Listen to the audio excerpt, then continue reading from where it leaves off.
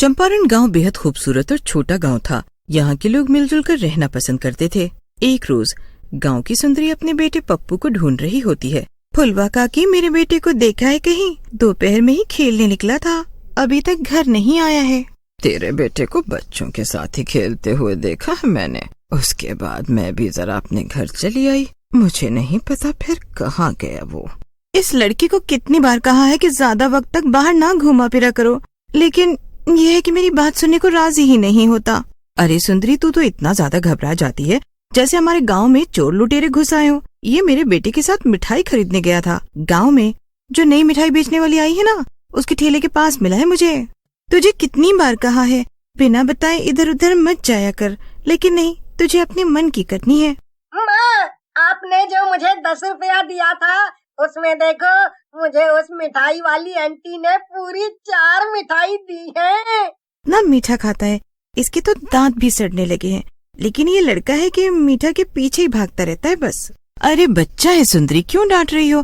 तुझे पता है वो जो मिठाई बेचने वाली आई है ना, उसके हाथों की मिठाई में इतना स्वाद है कि बस खाने वाला मदहोश हो जाए। क्या बात है, कम से कम भगवान ने उसे एक हुनर तो दिया है, वरना बेचारी विधवा है, अपने बच्चों को कैसे पालेगी। धीरे धीरे समय बीत रहा था। गांव में हर रोज वो मिठाई वाली आती और बच्चे उसकी मिठाई खरीदकर खूब खाते। पप्पू, अरे पप्पू, रुक जरा, पापा के पैसे लेकर कहाँ भाग रहा है? मिठाई वाली आंटी, मुझे इन सभी पैसों की मिठाई दे दो। बहन रुको जरा, बस एक ही मिठाई देना, बाकी पैसे मुझे लौटा दो। अपने पापा की जेब में से पैसे निकाल कर भाग आया है। इतना दीवाना हो गया है ये आपकी मिठाई का। अरे मेरे पोते ने भी इसकी आवाज सुनी है तो रोने लगा है। कह रहा है मुझे भी मिठाई खानी है। देख, दर्द भरे घुटनों में उसके लिए मिठाई लेने आई हूँ। अरे बेटा, कहाँ से आती हो तुम? चंदनपुर गांव से आती हूँ काकी मैं। आने जाने में ही सुबह से रात हो जाती है। अरे बाप रे, वो गांव तो यहाँ से काफी दूर है, आने जाने में ही घंटों बीत जाता है। लेकिन बेटा, तेरे अलावा घर में और कौन है कमाने वाला? नहीं काकी, अगर कोई कमाने वाला होता तो मुझे ऐसे दिन नहीं देखने पड़ते। मेरे पति की एक हादसे में मौत हो गई थी। एक बेटा है, बस उसी के सहारे जी रही हूँ और उसी के लिए कमा भी रही हूँ। इतना कहकर मिठाई वाली चंद्रकला की आंखों में आंसू भर आते हैं। अब वहाँ मौजूद औरतें उससे बातचीत करके उसे संभालती हैं और हिम्मत देती हैं। अरे आप लोगों से मिलकर मुझे बहुत अच्छा लगता है। मैं जब से इस गांव में आने लगी हूँ, मेरे हाथों की बनी मिठाइयाँ तो बचती ही नहीं है। अरे बहन, तुम्हारे हाथों की मिठाइयों में इतना स्वाद है, अब तो बच्चों के साथ साथ गांव की औरतें और बूढ़े जवान सभी तुम्हारी मिठाइयाँ खाने का इंतजार करने लगे हैं। ऐसे ही समय बीत रहा था। हर रोज वो मिठाई वाली तरह तरह की मिठाई बनाकर ले आती और बच्चे बूढ़े जवान हर कोई उस मिठाई को खरीद कर खाने लगे।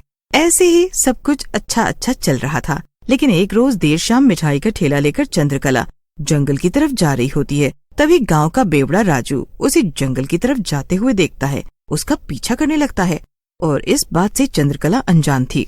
जेली जेली जेली जेली, आजा आजा आजा आजा। गाना गाता हुआ बिरजू उस मिठाई वाले के पीछे पीछे जंगल में काफी आगे तक निकल जाता है और उस मिठाई वाली यानी चंद्रकला को भी इस बात का तनिक आभास नहीं होता कि उसका पीछा बिरजू कर रहा है। आज तो मैं इसके घर तक पहुंच कर ही रहूंगा। आखिर मुझे भी इसे देखकर कुछ होने लगा है। अब ये बेचारी भी कब तक अकेली रहेगी? इसका बिरजू इसके लिए हमेशा खड़ा रहेगा। जब बिरजू खुद से ये बातें कह रहा होता है, तभी वो मिठाई वाली बिरजू की बात सुनकर पीछे पलट कर देखती है और फिर आगे चलने लगती है। लगता है ये भी मुझे पसंद करने लगी है, तभी तो इसने मुझे पीछे पलट कर देखा और कुछ भी नहीं कहा। बिरजू, तेरी तो निकल पड़ी। लेकिन कुछ दूर चलने के बाद अचानक से वो मिठाई वाली रुक जाती है। बिरजू जब उसे रुकता हुआ देखता है तो और भी ज्यादा खुश हो जाता है। लेकिन देखते ही देखते वो मिठाई वाली अपना रूप बदल लेती है। बिरजू को क्या पता था कि जिस पर वो दिल हार बैठा है वो असल में कोई मिठाई वाली नहीं, बल्कि एक खतरनाक चुड़ैल थी जो अपने बदले की आग में जल रही। अब तक तो लोगों को बस यही पता था कि वो एक मिठाई बेचने वाली है, लेकिन आज बिरजू को अपनी आंखों पर विश्वास नहीं हो रहा था कि वो एक चुड़ैल है। क्या बोल रहा था तू? तेरा दिल जोर जोर से मेरे लिए धड़कता है? अरे गंदे नाली के बदबूदार कीड़े आदमी, पहले खुद का मुंह गोबर से साफ करके आ। मैं जिससे प्यार करता हूँ वो एक इंसान है, कोई चुड़ैल नहीं। देख, मुझे जाने दो, मुझे जाने दो। मैं किसी से कुछ भी नहीं कहूँगा। और कौन चंद्रकला? मैं किसी चंद्रकला को भी नहीं जानता। आज से अभी से मैं उस मिठाई वाली को भी भूल गया हूँ। अच्छा, तो तेरा प्यार झूठा था। अब तो तू मेरे हाथों से मारा जाएगा। इतना कहकर वो चुड़ैल बिरजू को लगातार दोनों हाथों से कई थप्पड़ मारती है, जिससे बिरजू बेहोश हो जाता है और वो चुड़ैल वहाँ से गायब हो जाती है। अगली सुबह बिरजू को जब होश आता है तो वो एक खाट पर लेटा होता है और आसपास गांव के लोग जमा होते हैं। अरे, मैंने तुझे पहले ही कहा था इसी जंगल में ही छोड़ देना था। पूरा दिन पीकर घूमता रहता है और अब एक बेचारी विधवा पर चुड़ैल होने का आरोप लगा रहा है। सच में हम बेकार ही रात भर परेशान होते रहे। आखिर क्या हो गया बिरजू भैया को? अब गांव के लोग जो बिरजू के आसपास इकट्ठा थे वो वहाँ से जाने लगते हैं, लेकिन बिरजू एक ही बात कह रहा होता है कि वो मिठाई वाली इंसान नहीं चुड़ैल है। लेकिन बिरजू की बात पर कोई यकीन ही नहीं करता। अब इस बात को करीब 2 से 3 दिन बीत जाते हैं और अचानक से गांव में बच्चे गायब हो रहे थे। कहीं जाने की जरूरत नहीं है तुझे। सुना नहीं तूने? गांव से 2-3 बच्चे लापता हो गए हैं। अब ना जाने उन्हें कौन ले गया, कहाँ ले गया, किसी को नहीं पता। सुंदरी घर के दरवाजे पर पप्पू को खेलने के लिए जाने देती है। पप्पू भी कुछ देर खेलने के बाद मिठाई वाली के आने के बाद मिठाई खरीदने चला जाता है, लेकिन कुछ देर बाद ही चमेली सुंदरी के घर आ जाती है। सुंदरी कहाँ है? अरे पप्पू और मेरा गोलू नहीं मिल रहा, न जाने कहाँ चले गए हैं दोनों। देख चमेली, मजाक मत कर। तुझे पता है ना, गांव में पहले ही ना जाने कितने बच्चे लापता हो चुके हैं। सुंदरी की बात सुनकर चमेली रोने लगती है। तब जाकर सुंदरी को भरोसा होता है कि चमेली सच कह रही है। अब सुंदरी और चमेली काफी देर तक इधर उधर अपने बच्चों को ढूंढते हैं, लेकिन तभी वहाँ बिरजू आ जाता है।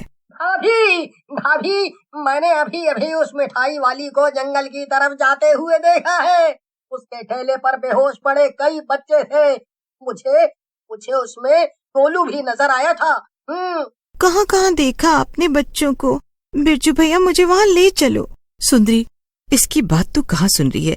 ये तो खुद नशे में रहता है, इसे तो ये भी नहीं पता कि इसका घर कहाँ है। तभी वहाँ किशन आ जाता है और सभी मिलकर उस जंगल की तरफ जाते हैं। गांव के लोग चारों तरफ जंगल में फैले हुए थे और वो बच्चों को ढूंढ रहे थे।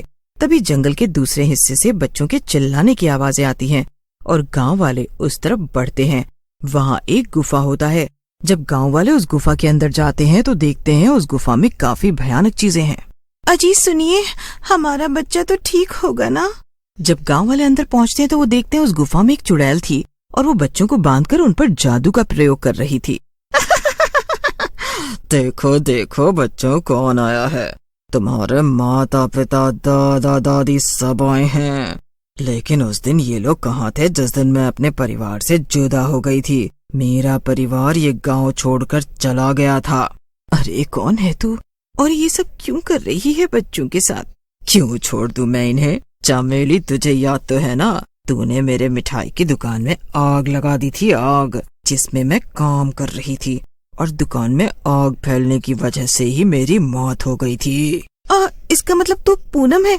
देख पूनम, उस दिन जो कुछ भी हुआ उसके लिए मैं माफी मांगती हूँ। मैंने सोचा था तेरे दुकान में कोई नहीं है और तेरा दुकान जल जाएगा। ये सब मैंने सिर्फ जलन के मारे किया था ताकि तेरा काम धंधा बंद हो जाए।